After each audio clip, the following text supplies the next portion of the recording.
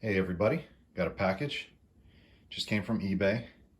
Got a pretty good deal on a combined shipping lot of G.I. Joe Hall of Fame figures. Let's check them out.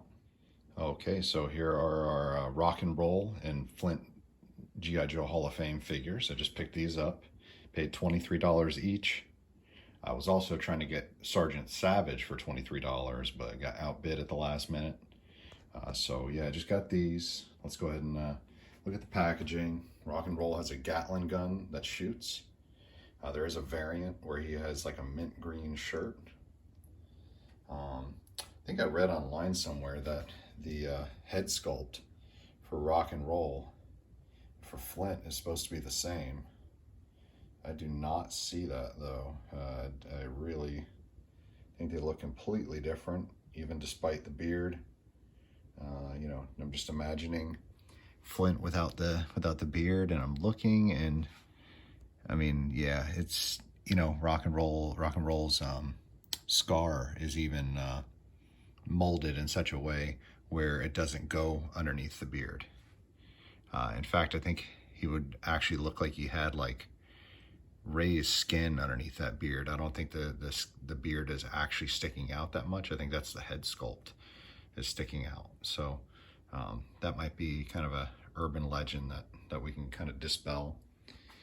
Anyway, yeah, here goes Flint. His bazooka shoots. Let's roll this around.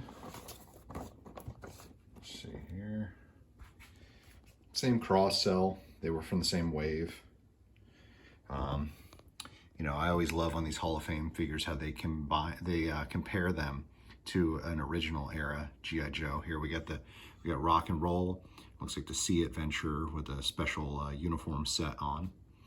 Also over here, we got Flint with his beret is being compared to the G.I. Joe Green Beret set from the 60s.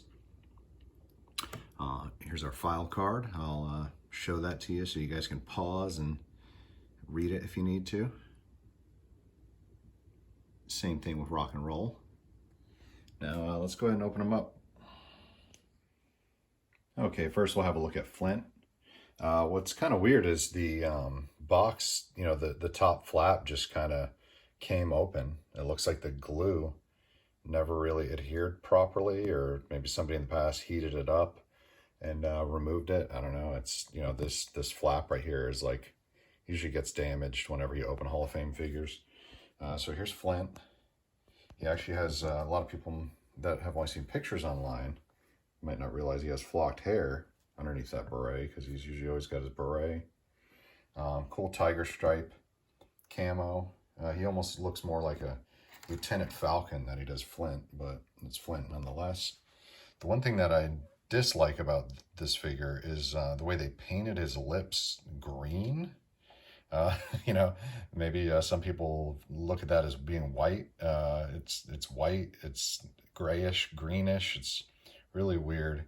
I'm gonna probably try to take some kind of, solvent to get the paint off.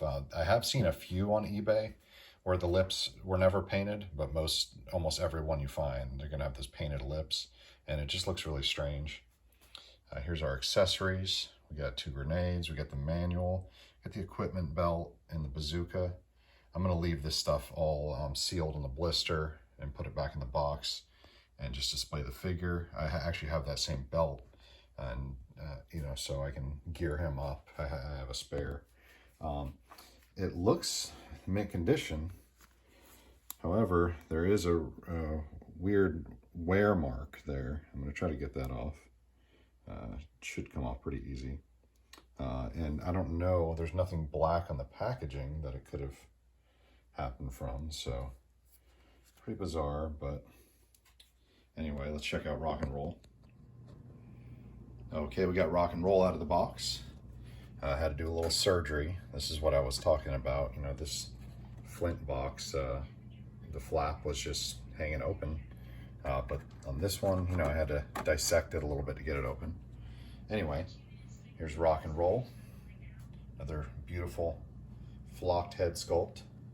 I got the dog tags. I had to adjust his uniform a little bit, make it a little more presentable, adjust the belt. You know, we got these cool brown boots, one of the only pairs of brown boots in the whole Hall of Fame line. Really cool camo pattern. I'd like to see that make a comeback, and maybe like a Cotswold set. You know, not much to say, just a Hall of Fame figure with a really cool head sculpt. I know this is a lot of people's favorite Hall of Fame figure. Has a cool little, you know, automated mechanical Gatling gun, you know, backpack thingy. I'm gonna keep that on the card. I'm gonna probably either kind of dissect that hat out of the bubble with an X-Acto knife, or maybe just get like a spare off eBay just so I can leave that sealed. You know, I'm displaying these guys, but I'm not displaying them with any of the weapons or anything. So yeah, that's my video of the Hall of Fame Flint and Rock and Roll, two of the best figures in the line. I did hit Flint's lips with a little bit of lighter fluid and a Q-tip, and I got some of the weird coloring off, but not all of it. I was able to get that black mark off as well. Another thing to note is the weird mold lines on Flint's arms on this particular example. And you see it's nice and smooth on Rock and Roll. And it looks like Flint has had like, you know, a hand transplant or something. So I'm gonna go ahead and throw them on the wall with the other Hall of Fame Joes. And we'll see you in a couple of days, guys, with another unboxing or review. Have a good one.